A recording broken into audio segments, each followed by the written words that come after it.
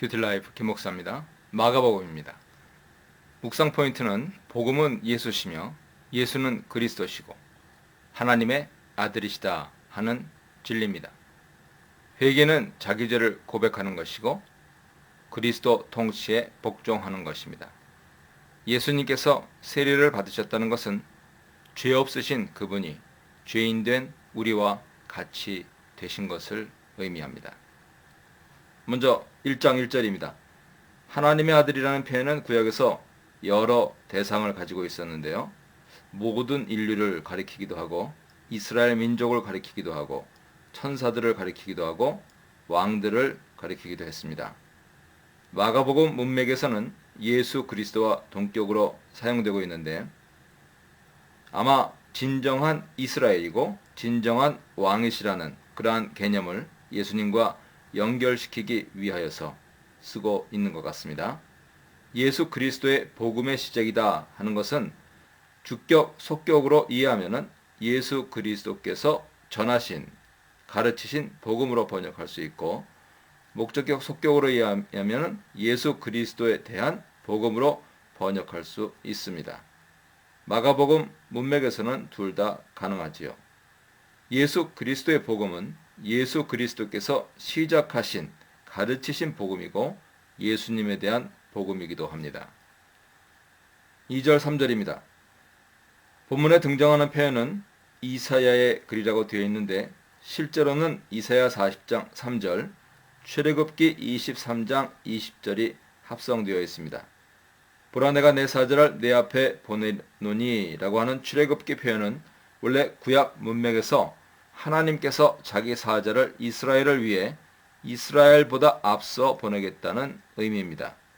이런 관점에서 사자가 누구인지는 뒤에 나오는 문맥에서 좀 더 명확해지는데요. 바로 세례 요한을 이사야 40장 3절을 거의 문자적으로 적용해서 말씀하고 있습니다. 구약에서 여호와의 길이라고 하는 표현은 마가 본문에서는 주의 길이라는 것으로 바뀌었고요.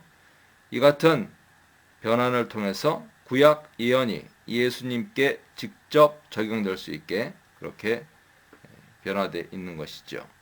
흥미로운 사실은 이사야 문맥에서 먼저 보낸 자이어 등장하실 분은 하나님 자신인데 세례 요한은 뒤에 오시는 분을 예수님께 적용함으로써 예수님 안에서 종말론적으로 오시는 하나님 모습을 투영하면서 읽고 있습니다.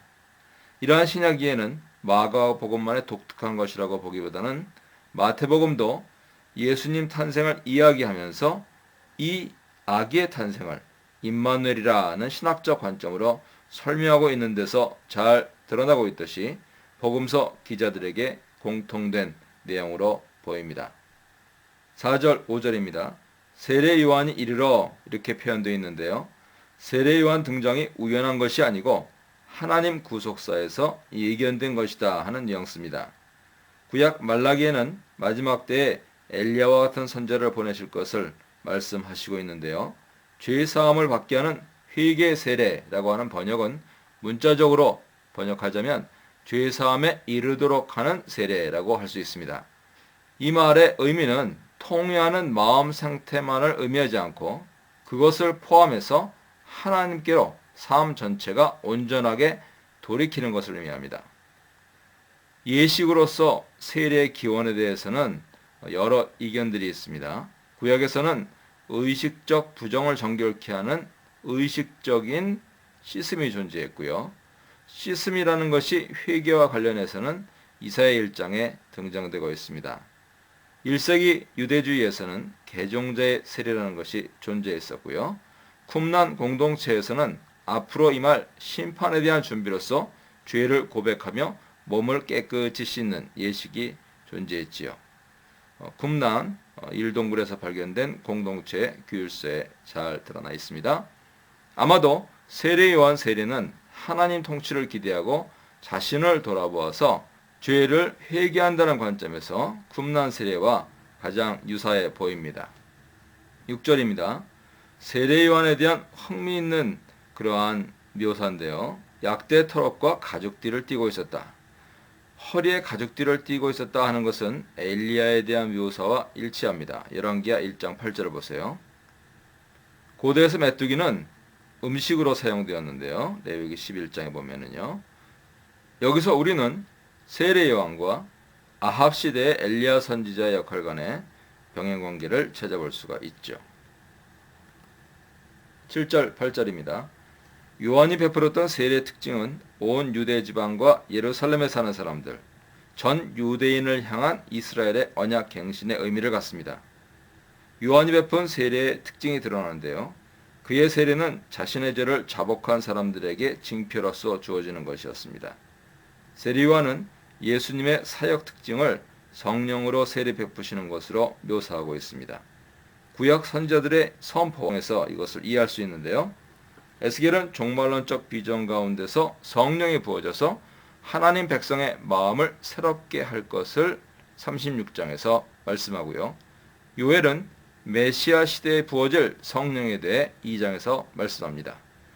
이사야 선지 역시 63장에서 광야에 하나님 백성을 인도하고 참 안식을 주시는 분으로 성령을 제시하고 있죠.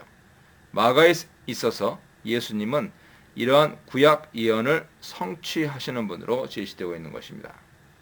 9절에서 11절입니다. 예수님께서 세례받으시는 이야기는 세례 요한이 언급한 8절의 이야기와 모순되는 듯 보입니다. 이런 관점에서 역사적 예수 연구가들은 이 구절이 신빙성 있는 예수님의 말씀이라는 데 동의합니다. 왜냐하면 역사적으로 모순되는 말을 교회가 만들어냈을리 만무하기 때문이죠. 세례를 받는 장면에서는 세 가지 현상에 집중됩니다. 하늘이 갈라지고 성령이 임했고 하늘로부터 하나님의 아들 되심에 대한 확증이 주어졌다는 점이죠. 성령이 임했다는 것이 매우 중요한데요. 성령의 임함은 종말론적인 관점에서 마지막 때에 당신의 백성에게 임할 것이라 예견되어 있기 때문입니다. 마가 1장 1절에서 예수님을 하나님의 아들로 소개하고 있는데 예수님이 세례 받으시는 장면에서 신적인 계시에 의해서 그가 하나님의 아들이심을 소개해주고 있고 복음서의 마지막 장면에서 예수님을 처형하는 로마 백부장에 의해 예수님이 하나님의 아들이심이 다시 한번 확인되고 있죠. 세례 요한의 세례 모든 이스라엘이 다 나와서 세례를 받았지만 마가복음 저자는 예수님만이 진정한 하나님의 아들이시다 라고 보여주려고 한 것이죠. 죄인이 아닌 하나님의 아들 예수의 세례는 자신을 죄인인 이스라엘 백성과 동일시하여서 그들을 구원하시려는 예수님의 겸손함과 하나님의 뜻에 대한 순종을 보여주는 사건인 것입니다. 이 문단에서는 예수님의 광야 시험, 하나님 나라의 복음 선포, 하나님 나라를 전할 제자 부르심에 대해서 묵상해 보시기 바랍니다. 12절, 13절입니다. 예수님 시험 받으시는 것에 대한 마가의 묘사는 마태나 누가에 비해 훨씬 간략하지요. 예수님께서 40일을 광야에서 계신 사건을 통해서 마가복음 저자는 이스라엘의 광야 경험과의 대비 속에서 이 사건을 읽고 있습니다. 40일이라는 숫자는 구약 성경에서 여러 상황과 연관되어 있는데 가장 유력한 것은 이스라엘 민족의 광야 체험이죠. 마치 이스라엘이 광야에서 시험을 받았던 것처럼 하나님의 아들이신 예수께서는 자신들의 백성들과 마찬가지로 광야에서 시험을 받고 있다는 것입니다. 마가가 묘사한 표현 가운데 주목할 만한 것은 예수께서 광야에서 들짐승들과 함께 거하셨다는 표현이죠. 이것은 이사야 11장 65장을 반영하고 있는 것 같습니다. 이사야는 하나님의 종말론적 통치의 회복이라는 그림을 새로운 창조라는 틀로 그려주고 있습니다. 하나님이 회복하실 하나님 통치의 회복이란 다름 아닌 에덴과 같은 모습이라는 것이죠. 이사야 본문에는 하나님이 회복하실 종말론적 통치의 모습이 사람과 짐승들 사이 그리고 짐승과 짐승 사이의 평화로운 공존이라는 이미지로 그려져 있는데 마가는 자신의 복음서를 시작하는 단락에서 광야에서 들짐승들과 함께 평화롭게 공존하고 있는 예수님의 모습을 보여주고 있는 것입니다. 이러한 묘사를 통해서 예수께서 구약이 예견한 하나님 통치를 이 땅에 가져오시는 분이시라는 것을 은근히 드러내고 있는 것입니다. 14절로 15절입니다. 마가가 예수님이 갈릴리에서 하나님의 복음을 선포하시는 시점이 요한이 옥에 넘겨진 후라고 언급한 것은 예수님도 자신의 앞서왔던 세례 요한과 같은 운명에 처해질 것을 암시하는 역할을 합니다. 마가는 예수께서 갈릴리에 오셔서 하나님 복음을 선포하신 것으로 묘사하는데요. 하나님 복음이라는 표현은 15절에 등장하는 예수님 선포의 관점에서 이해했을 때 하나님 나라의 복음으로 이해할 수 있습니다. 때가 찼고 라고는 표현에서 마가가 사용한 때라는 단어는 카이로스입니다. 일반적인 시간을 의미하는 크로노스에 비해서 카이로스는 하나님이 정하신 구체적인 때를 의미하지요. 문장의 주동사는 수동태로 쓰였는데요. 이른바 신적 수동태로서 하나님께서 정하신 구체적인 시기가 도래했다 하는 것을 나타냅니다. 즉 하나님이 정하신 하나님의 종말론적인 통치가 도래할 성취 시기가 왔다 하는 것을 의미하지요. 예수님 선포 가운데 논란이 되는 것은 하나님 나라가 가까이 왔다 하는 표현입니다. 도대체 무엇을 의미하는가? 앵기켄이라는 표현은 도착인가 아니면 가까움인가? 이 단어가 무엇을 의미하는지에 대한 논의는 마가복음 문맥 전체에서 살펴봐야 합니다. 왜냐하면 마가는 예수 사역의 기절을 형성하는 것으로 하나님 나라를 제시하고 있기 때문에 예수를 통해서 성취된 하나님 나라가 마가복음에서 어떻게 서술되고 묘사되고 있는지를 검토하는 것은 마가의 의도를 분명하게 드러내는데 결정적인 도움이 되기 때문입니다. 하나님 나라라는 것은 하나님의 종말론적인 통치를 의미하는 것이고 완료형 동사를 쓰고 있는데 이는 이례적으로 하나님 통치가 종결된 것을 의미하는 것으로 이해할 수 없습니다. 하나님의 통치는 예수를 통해서 종말론적으로 실현되었지만 동시에 그의 인격과 사역 속에서 완성되어 가는 것으로 이해할 수 있지요.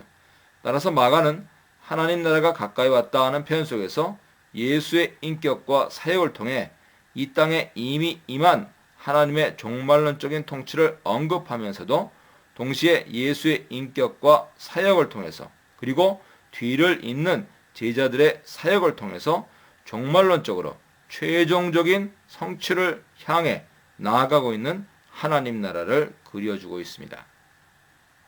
16절로 20절입니다. 예수님은 하나님 나라 복음을 선포하시고 하나님 나라 통치를 알리셨습니다. 이러한 선포와 다음에 등장하는 제자들을 부르시는 기사 사이에는 다소 부조화가 엿보이는데요. 하나님 나라의 도래를 통해서 무엇인가 대단한 일이 일어날 것을 기대하게 되는데 하지만 예수께서는 자신의 제자들을 부르시고 계시고 있습니다. 구역의 관점에서 생각해 봤을 때 하나님 나라의 종말론적인 통치는 장엄한 모습으로 임할 것이라고 기대되었고 유대주의에서 기대한 하나님 나라의 도래는 이 땅에 하나님의 통치를 알리는 사건으로 이 땅에서 악과 악에 동조한 세력에 대해서 대대적인 심판이 있을 것이고 의로운 자들은 신원을 받게 될 날, 그것을 의미하는 것이죠. 그런데 예수께서는 이렇게 기대되었던 심판과 신원의 사역을 바로 보여주신 것이 아니라 하나님 나라의 통치를 알리시고 난 후에 단지 제자들을 부르시는 데 그치고 있는 것입니다. 이것은 죄사함을 통해서 하나님 나라의 백성이 되는 것과 예수님의 제자가 되는 것 사이에 존재하는 연관성을 분명히 보여주죠. 하나님 나라의 종말론적인 통치는 예수님의 제자들을 통해서 효과적으로 수행됩니다. 다르게 표현하면 예수님은 자신의 제자들의 하나님 나라 선포를 통해서 종말론적인 통치를 드러내신다 하는 것이죠. 이런 의미에서 제자 공동체의 출현은 예수께서 하나님 나라를 선포하셨을 때 필연적으로 발생하게 되는 것입니다. 마가는 시몬과 그 형제 안드레가 어부였다고 언급하고 있습니다. 어부를 단순하고 무식한 사람들로 이해하려는 경향이 오늘날에 있는 것 같은데요. 그러나 이 같은 견해는 문화적 다양성을 강조한 주장입니다. 당시 팔레스틴에서 어업은 매우 중요한 산업이었고 이러한 직종에 종사하는 것은 인기 있는 일이었습니다. 오병이어 기사에서 보다시피 생선, 물고기가 그들의 식생활에서 얼마나 기초적이며 중요한지를 보여주는 본보기죠. 마가는 예수께서 제자들을 부르셨을 때 각 제자들이 포기한 항목들을 기술하고 있습니다. 그물, 아비, 싹꾼들을 버려두었다는 것은 예수님을 따르는 일이 가장 중요한 우선순위였다 하는 점을 말하려는 것이지 문자적으로 모든 가족관계를 포기했다는 뜻은 아니죠. 나중에 베드로 장모를 치유하는 이야기 속에서도 나타나지만 제자들은 문자적인 의미에서 가족관계를 완전히 포기하지는 않았습니다. 따라서 예수님 말씀을 지나치게 문자적으로 이해하려는 것은 본문을 넘어서는 것이죠.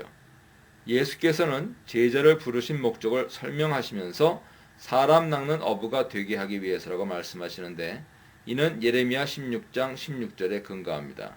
그런데 자세히 관찰해보면 사람을 모으는 목적이 다르게 기술되어 있죠. 구약 예레미야에서는 심판을 위해 모으는 반면 신약 마가복음에서는 심판으로부터 구원하기 위해 모으고 있습니다. 이 문단에서는 거룩한 날과 장소의 귀신, 예수님의 놀라운 교훈과 이적, 귀신 나감과 질병, 치유에 대해서 묵상해 보시기 바랍니다. 21절, 22절입니다. 예수께서 제자를 부르시는 일 속에서 드러난 하나님 나라의 나타남은 이제 그의 권위 있는 가르침을 통해서 확장되고 있습니다. 그런데 예수님의 가르침은 당시에 존재했던 종교 지도자들의 가르침과 매우 달랐습니다. 왜냐하면 그의 가르침 속에서 사람들은 권위를 느꼈기 때문이죠. 마가 본문에서 예수께서 무엇을 가르치셨는지는 구체적으로 기술되어 있지 않지만 서기관들은 통상적으로 구약 근거 위에서 자신들의 가르침을 전개해 나갔습니다. 그러나 예수께서는 자신의 권위로 가르치셨습니다. 마태식으로 설명하자면 구약 권위의 근거에 말하지 않고 구약을 넘어서는 자신의 권위로 말씀한다. 이렇게 번역해도 될 것 같습니다. 23절 26절입니다. 우리가 당신과 무슨 상관이 있나이까? 문자적으로는 우리와 당신에게 이것이 무엇인가 하는 수사 질문인데 유대인들 언어 배경 속에서 이 질문은 보통 지위가 낮은 자가 자기보다 높은 자에게 던지는 질문이랍니다. 마귀는 하나님의 거룩한 자라는 칭호를 통해 예수의 신분을 알아차리고 있습니다. 우리를 멸하러 왔나이까 하는 귀신의 질문은 예수님 안에서 활동하고 있는 하나님 나라의 통치가 사탄과 그의 세력을 물리치면서 임하고 있다는 것을 분명하게 보여주지요. 하지만 그 예수님의 통치에 복종하지는 않고 오히려 저항하고 있습니다. 그렇게 예수님의 막강한 통치를 당해낼 수 없습니다. 예수님의 하나님 나라에 대한 가르침이 권위 있는 것이었다 하는 언급 다음에 귀신을 내쫓는 예수의 이적을 보도하고 있는 것이 매우 흥미롭죠. 이것은 귀신 축출의 이적이 단순한 이적이 아니고 귀신들이 말하고 있는 것처럼 하나님 나라의 도래와 귀신들의 쫓겨남이라는 주제가 서로 긴밀하게 연결되어 있다는 것을 보여주고 있지요. 예수님을 통해서 이 땅에 임한 하나님의 나라는 필연적으로 사탄의 통치 세계에 대한 위협으로 드러날 수밖에 없습니다. 예수님의 하나님 나라가 사탄에게 얼마나 가공할 만한 위협이 되는지는 예수님이 단지 말씀만으로 사탄 세력을 제압하시는 모습에서 분명히 드러나고 있지요. 말씀을 통한 예수님의 통치는 이미 시작된 것입니다. 이러한 관점에서 봤을 때 귀신을 내쫓는 예수님의 이적은 사탄의 통치에 대한 하나님 나라의 종말론적인 승리를 보여주고 있습니다. 마가는 이 승리를 매우 흥미롭게 묘사합니다. 귀신 들린 사람으로부터 나오라는 명령을 듣고 마귀는 그 사람에게 경련을 일으키고 큰 소리로 울부짖은 후에 떠나버리죠. 흡사 괴멸당하는 자의 최후를 연상시키는 표현입니다. 사탄의 나라에 대한 하나님 나라의 승리가 흥미진진하게 묘사되어 있는 것이죠. 27절, 28절입니다. 귀신 들린 자를 사탄의 통치로부터 해방하신 예수님의 이적을 경험한 사람들은 이 일이 도대체 무엇을 의미하는지 스스로 질문하고 그것에 대한 해답을 제시합니다. 이것은 권위 있는 새로운 가르침이죠. 사람들의 반응 속에서 권위라고 하는 말은 단순히 말로 귀신을 제압한 예수의 권위를 언급하고 있습니다. 사탄의 세력을 결박하고 하나님 나라를 이 땅에 가져오신 예수님의 이적에 대한 사람들의 반응은 한마디로 놀라움 그 자체였죠. 그들은 놀라워하며 어떻게 해서 이러한 일이 발생했는지 묻습니다. 그들은 이러한 것을 본 적이 없는 것 같습니다. 이것을 새로운 가르침이라고 규정하지요. 예수님의 이적은 예수님의 가르침과 연관되어 있고 이 이적과 가르침은 하나님의 종말론적인 통치인 하나님 나라와 필연적으로 연관되어 있습니다. 어떻게 해서 이러한 일이 발생했느냐 하는 질문은 마가복음에서 지속적으로 등장하는 예수님의 정체성에 대한 질문, 저가 누구에게 이러한 일이 발생하는가, 이것과 연관되어 있습니다. 예수님의 등장은 새로운 시대를 여는 것과 같습니다. 그 시대는 권위 있는 새로운 가르침이 주어질 것이고 사탄 세력에 결박당하는 시대입니다. 귀신 들린 사람을 치유하는 이적 이야기는 그러한 종말론적 사건의 선치로서 기능하고 있는 것이죠.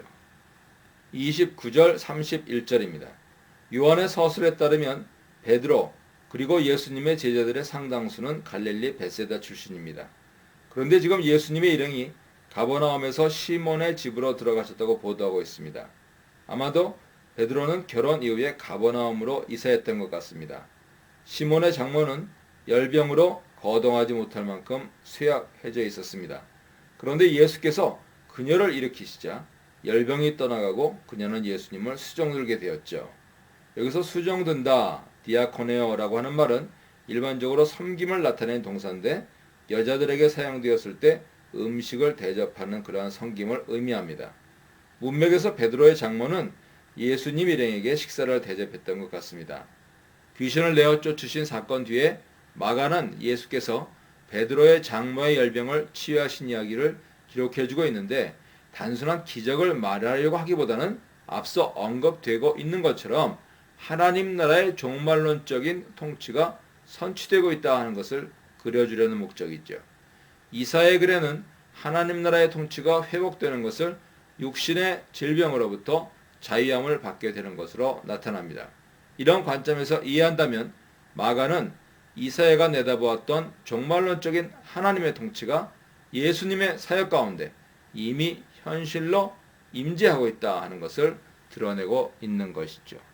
그리고 이 짧은 이야기들의 종결로 가버나움이라는 곳에서 모든 병자, 귀신 들린 자들이 예수께로 나와왔음을 언급합니다. 예수께서는 병든 자들을 치유하시고 귀신 들린 많은 자들을 고쳐주셨습니다. 우리는 이러한 일련의 언급을 통해서 하나님의 통치가 예수님의 사역 초기부터 예수님의 가르침과 치유를 통해서 확정되고 있는 모습을 발견합니다.